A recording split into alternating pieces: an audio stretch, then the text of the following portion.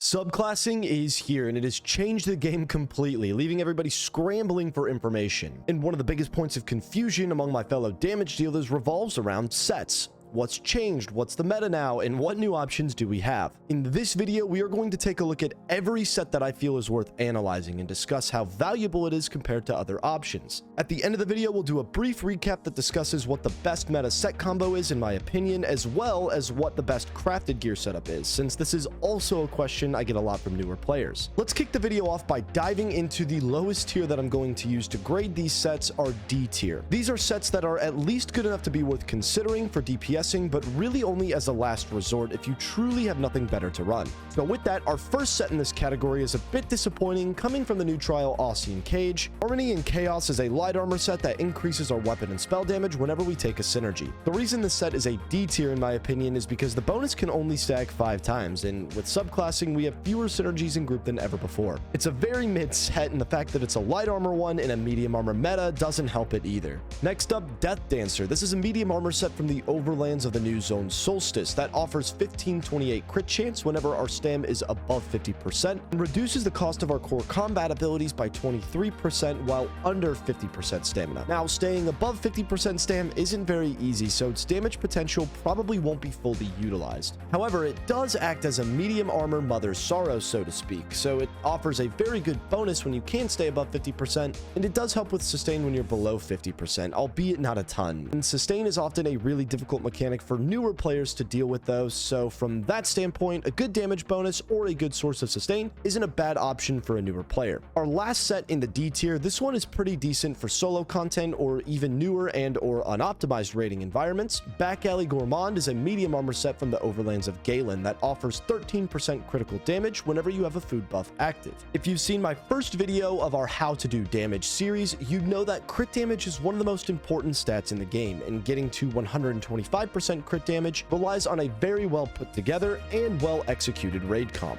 If these pieces are not in place, sourcing crit damage on your own is a very good idea, and Back Alley Gourmand will do that relatively nicely. Getting into our C tier sets, these are sets that I wouldn't consider generically meta, but that do have their unique uses and will therefore be very good options to run if you don't have any of the B, A, or S tier sets. Starting off with the classic, Mother's Sorrow is a set from the overlands of Deshaun that offers a ton of critical chance. The only major drawback to the set is that it only comes in light armor, which is pretty suboptimal, but it's a solid and easy to get set to run if you have nothing else. Next up from the dungeon Black Drake Villa, Kinra's Wrath is a medium armor set that offers a very powerful buff. When you light attack 5 times, you generate an aura of wrath, granting you major berserk, increasing your damage done by 10%. In addition to this, allies in your aura of wrath are granted minor berserk, increasing their damage done by 5%. It is also even a medium armor set. The only reason that this set really isn't meta is because the major and minor berserk have more efficient sources in optimized raid groups, especially with subclassing. Rather than running a set that will offer us raid buffs likely already provided, we're better off running a set that's going to give us something else. And though this set is very strong, for this reason it will still sit in the C tier for me. Next up from the dungeon Frostvault, Zogvin's Warband is a medium armor set that offers a ton of critical chance and minor force for 10 seconds whenever you build stacks of precision, which are built by simply dealing critical damage. Now, way back in the day, this set used to be meta because it both offered a ton of crit chance and gave minor force, but there are so many sources of minor force these days that this component is irrelevant, making Zogvin's only worthwhile for the crit chance. Either way, it's a medium armor dungeon set that gives a ton of a very good stat, and it's easy to maintain, so it's an easy C tier for me, considering that this option could be very close to, but not quite within the meta. Next up from the dungeon Bloodroot Forge, Flame Blossom is a light armor set that has been considered meta in literally 3 fights in the entire game. However, if the set is good enough to be meta somewhere, it's good enough to be considered a generically good set in my opinion. Flame Blossom will summon a line of flame that moves forward and damages your target whenever you deal damage. And what has made this set so strong historically is that it can proc multiple times on large targets like Teleria in VDSR or the dragons in Sunspire. Otherwise, it is a light armor set which we do consider to be a bit suboptimal, so you'd have to 1-bar it to maximize its value. Though the damage is very good because of its weight and its relevance towards large targets exclusively, Flame Blossom will sit at C tier for me. The final set to talk about in the C tier, the tragic tale of Azurblight Reaper, has never been so desperate in Update 46. Unfortunately, this set for all intents and purposes is dead when it comes to the meta conversation. From the dungeon layer of Marsalok, Azurblight Reaper is a medium armor set that is known for pumping out a ton of AoE damage.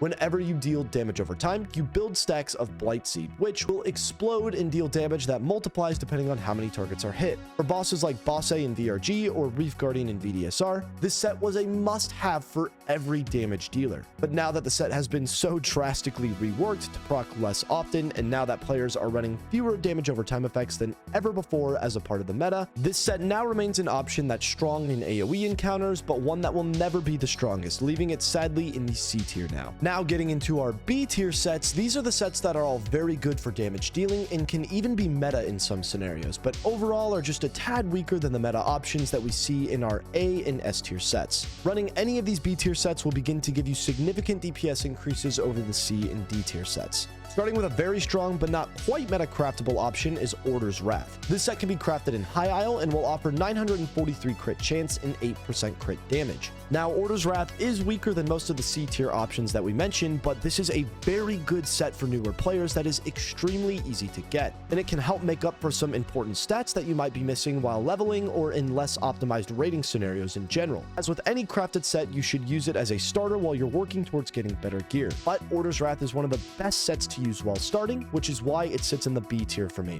Next up, in oldie but a goodie, Briarheart is a medium armor set from the Overlands of Hrothgar and is an absolute classic when it comes to solid sets that are easy to obtain. Briarheart offers 450 weapon and spell damage whenever you deal critical damage, a huge boost that is very easy to get. Briarheart will also heal you while this effect is active whenever you hit a critical strike, again a proc condition that is constant, always happening. This effect can occur once every 10 seconds with a 15-second cooldown.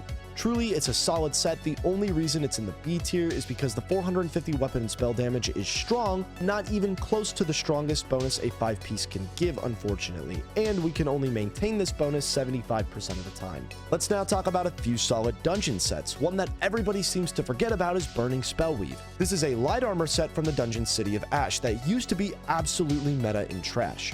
Burning Spellweave gives nearly 500 weapon and spell damage for 8 seconds whenever you deal flame damage, but with a 12-second cooldown. This made the set very meta for trash since pulls usually would last less than 10 seconds anyway, meaning you'd get the full benefit of Burning Spellweave's 8-second duration without any of the damage lost during the 4 to 5 seconds it falls off. Though much less relevant with how fundamental Fate Carver is to trash damage, which is buffed more so with a set like Deadly Strikes, Burning Spellweave is for sure a B tier set in terms of damage potential, and a great option to run if you have nothing better. Keep in mind that it's a light armor set though, so you should run this on the weapons and jewelry primarily. Next up, another classic, Pillar of Nirn is a medium armor set from the dungeon Falkreath Hold. Whenever you deal damage, you create a fissure underneath the target after 1 second that will deal damage on impact, and then damage over time for another 10 seconds to enemies within a 2.5 meter radius of the initial impact AoE. This historically has been known as one of the strongest proc sets in the game, and it still is just as strong as ever. The only reason that it is a B tier this set as opposed to A tier is because damage went up so much that running sets that buff the damage of our skills via stat increases are now performing significantly better than the classic proc sets. Pillar was meta in an era where our actual damage abilities were worth quite a bit less, and therefore running strong sets that deal damage on their own becomes more worthwhile than running sets that might increase our stats or damage done.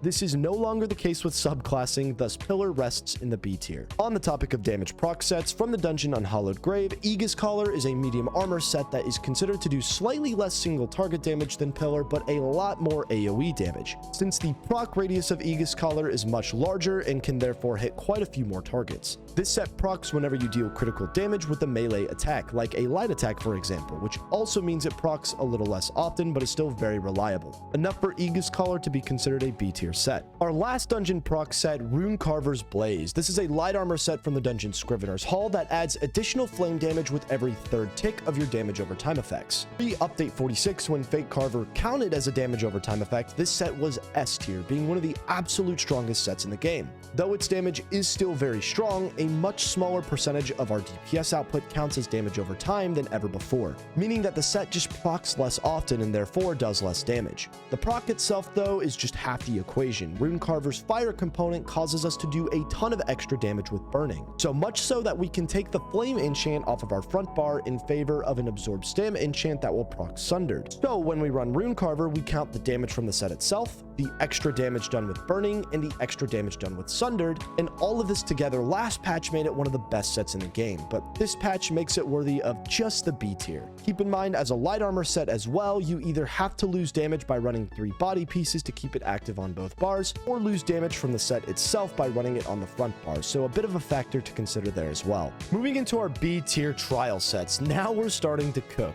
Remember, DPS oriented trial sets offer the only source in the game of Minor Slayer, making a trial set a must-have for optimal damage dealing, even if it's not perfected. Starting with the new set from the trial Ossian Cage, Mora's Scribe Thesis had so much potential but just fell a bit short of the meta. This set offers up to 1536 crit chance and 12% crit damage for every major and minor buff active on you. This requires only 6 major and 6 minor buffs active at one time, which isn't too difficult to achieve, but the bonuses are just a tad underwhelming. Subclassing made the crit damage cap much easier to hit, which takes away the value of that stat increase, so Mora's is only worthwhile as a medium armor set that gives a good amount of crit chance and Minor Slayer. Again, very good, but not enough to be meta, so B tier for this one. On the lines of crit chance, Advancing Yokita, aka Berserking Warrior, is a heavy armor set from the trial Hellra Citadel that offers the second most crit chance of any set in the game. Every time you deal martial melee damage, aka light attack, you gain 241 crit chance, stacking up to 10 times, for a total of 2,410 crit chance.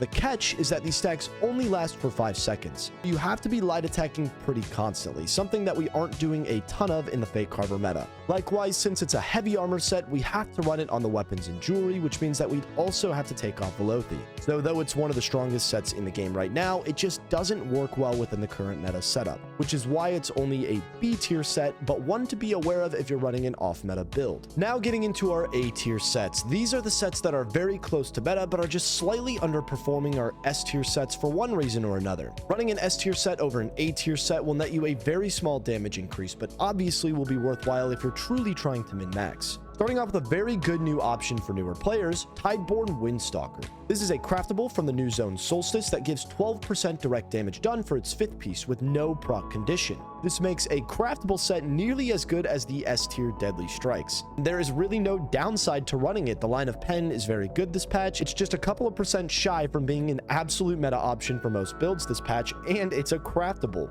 Next up, a couple of light armor sets that are very good, starting with Bosse's Mania from the trial Rockgrove. This set increases your damage done by up to 12% based on the amount of magicka you are missing. Now, it may seem a little odd to bring this relic from the Stone Age into the A tier, however, I see a lot of people struggling with Stam Sustain in Update 46, which makes Riptide very difficult to run. Personally, I've had a much easier time sustaining the mag spec of Fate Carver, at least on the dummy. If this makes its way into raids, we could see the return of Boss A into the meta, despite how utterly annoying the low resource meta has been for the last few years. Just keep in mind, as with any light armor set, we will try to run Boss A primarily on the weapons and jewelry. And another light armor set that will begin bordering S tier but still be considered A tier for me, Mantle of Sororia, is a light armor set from the trial Cloud Rest. Whenever you light attack, you create a ring under your feet. Standing in that ring increases your weapon and spell damage by 63 for 5 seconds, stacking up to 10 times for a total of 630 weapon and spell damage. These stacks refresh every second while standing in the ring, and the ring lasts for 8 seconds and can be reactivated every 8 seconds.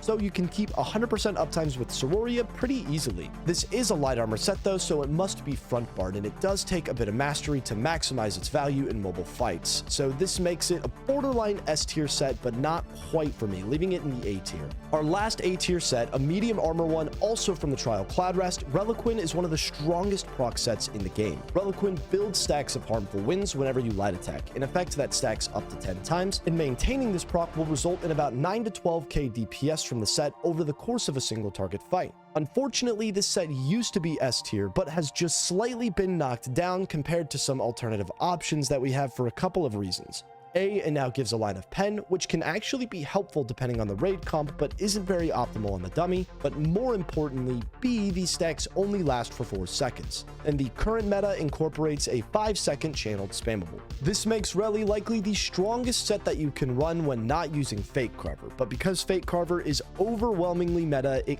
can't be an S tier set for me in update 46. Finally, getting into our S tier sets, these are going to be the meta options for update 46 Seasons of the Worm Cult, starting strong with a set that everybody is pleased to see make its way into the meta.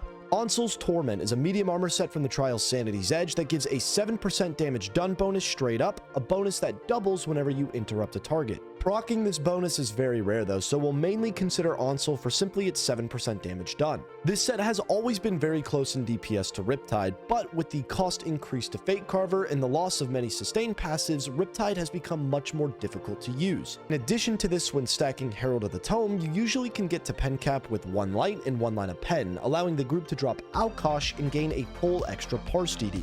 And this component is where Onsel's value truly lies. And though it might not be the best parse dummy set per se, it is one of, if not the best set to use in content for Seasons of the Worm Cult. And speaking of parse dummy sets, I get yapped at all the time in the comments for this one, so I'm going to talk about it here once and for all. Yes, Highland Sentinel has made its way into the S tier on my list, and here's why. Highland is a craftable set from the Westweald zone that offers an unimaginable amount of crit chance. We get 357 crit chance per stack, stacking up to 10 times for a total of 3,570. But here's the catch, we only build stacks while we are standing still. If you move, the stacks get cut in half, and my goodness do people freak out about this contingency. Look, is Highland a set that you're going to run in every trial? Absolutely not. But here's the thing about ESO. Dealing the most amount of damage means changing your setup fight to fight. There are fights in the game where Highland is good, just like any other situational set. Detach your mind from thinking about the game as there is a meta.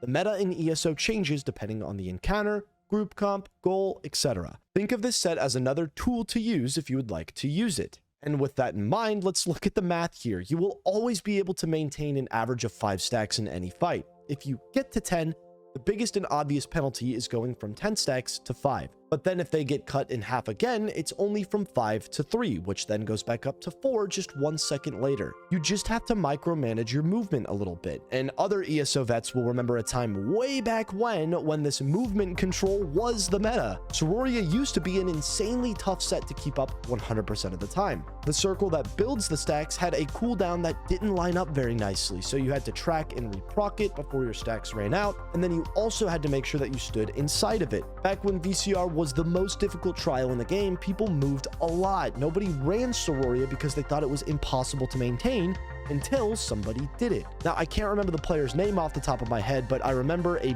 bigger creator at the time, his name was Liko, making a video congratulating the guy on his insane parse with perfect Sororia uptimes. Controlling movement is doable. Maintaining 10 stacks with Highland perfectly, very few fights in the game where this is doable, but maintaining an average of 5, doable in most fights in the game with enough practice and creativity in the way that you handle mechanics. And you know what? If you can maintain 5 stacks, Highland will still be one of the strongest options in the game. Easily an S tier set. With that mess out of the way, the last S tier crit chance set to discuss, Mechanical Acuity is a craftable set from the Clockwork City zone that is becoming more and more useful as time goes on. The cons of Highland is that you have to wait for the crit chance to build, and then you can lose it if you play poorly. Mechanical Acuity, however, will effectively increase your crit chance to 100% for about 8 total seconds. Here's how it works. Whenever you deal non-critical damage, you gain a stack of Acuity that lasts for 4 seconds. Every time you deal non-crit damage, you will gain another stack, an extra 20%, that will refresh the Acuity timer back up to 4 seconds. This stacks up to 5 times, so if you use a scribed skill that does Oblivion damage, which cannot crit, you will get the initial 4 seconds plus 1 to 2 seconds per stack, depending on how long it takes for the non-crit to proc. So that's up to 12 seconds, but averaging out at about 8 to 10 with perfect crit. Now, this is perfect crit, a straight 125% increase in damage for about 10 seconds with a 25-second cooldown.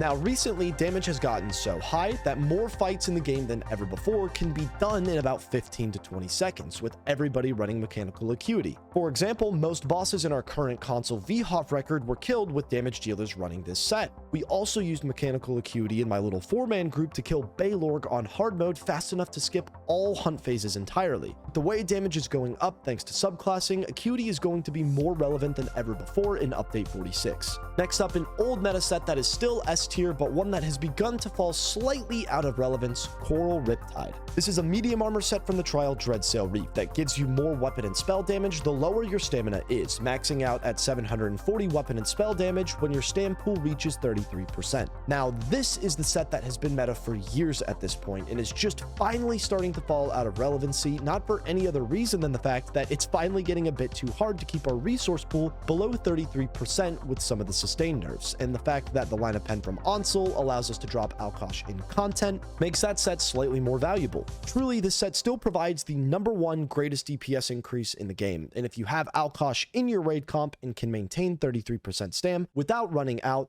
Riptide is the strongest option, no doubt. The amount of brain power and mastery required to min-max this set, though, is simply not worth it compared to the next best option because of how close in DPS they really are. Speaking of older sets, you might be glad to know that Deadly Strikes is still very, very meta. Deadly is a medium armor set that you can purchase from the Velastris vendor in Cyrodiil that increases our damage done with damage over time and channeled abilities by 15%. If this were a trial set, it would be the #1 option, providing the single largest DPS increase to both our primary spammables and to most of our abilities. However, the fact that it doesn't offer Minor Slayer just means that we will almost always use this set in combination with one of the trial sets, with the only exception being the Parse Dummy. And that's a great transition to a really single target oriented set, one that is meta on the Parse Dummy and in any fight where it's just you versus a boss. Livers of Null Orca is a medium armor set from the trial Lucent Citadel. And this set essentially does a big tick of damage after dealing critical damage 3 times, with a 4-second cooldown. This is the absolute strongest proc set in the game, but the only real downside is that it can only hit 1 target at a time. This means that if there's ever a mini boss or even just smaller adds around your main target in general, you have no real way to guarantee that every proc of Null Arca will hit the target you want it to, which makes it very hard to use in trials. And with that, because Null Arca can be a bit unreliable, the final S tier set left to discuss that is also a proc set, Whirl of Depths, is a light armor set that comes from the trial Dreadsail Reef and is likely the weakest of the S tier sets, but it is meta and is the most versatile. Whenever you deal damage with a light attack, Depths will proc onto a target, dealing a decent chunk of damage over 8 seconds. When this effect ends, a whirlpool will be placed on the ground for 6 seconds that does a ton of damage to any enemy caught inside. Now, this is the most valuable portion of the proc. The fact that this AoE is so strong makes Depths a bit more valuable than Null Arca in content. And Depths alone, if you can consistently keep a boss in the whirlpool, has always been very close to the meta. In the most recent VDSR record that we did on console, we used this set over Coral Riptide for Teleria. Truly, it's an extremely competitive choice with every set mentioned here, even if it is technically the least valuable. Now, that is a lot of information about sets, so I figured I'd end the video by giving you 3 combos to walk home with today. If you are running the meta setup including Fate Carver, I'd suggest pairing each of these builds with the VMA Greatsword on the back bar for more single target, or the VMA Inferno for more AoE, the Velothir Mage's Amulet, and One Piece Slime Crop. The first gear combos for beginners to the game that maybe don't have access to the S tier sets. Simply combine Order's Wrath and Tideborn Windstalker for the best damage early on. If you can swing it, head to a guild trader and even pick up Deadly Strike to pair with Tideborn instead, and you will be frying. On the more meta side of things, the in-content meta is looking to be Onsel paired with Deadly Strike. Onsel is a bit of a flex, Null Arca will be better in single target, Depths will be slightly stronger if your group does opt to run Alkosh in AoE scenarios, and Riptide will be the strongest option by far if your group is running Alkosh and you can sustain the set. Finally, our Parse Dummy meta, Null Arca plus Highland Sentinel will still be the absolute strongest choice, but if you refuse to run Highland, Deadly is your next best bet. And as you can see, subclassing really has changed nothing and everything all at the same time. The game has changed in never before seen and never before anticipated ways, and keeping up is tough. That's why I'm really excited to tell you we finally have some full build guides in the works for this new update coming soon, in addition to episode 2 of my How to Deal Damage series to teach you the game in ways that you've never heard explained before. You can check out the very first and maybe most important video of this series here. and make sure that you subscribe to the channel so that you can be among the first to see these videos when they go live.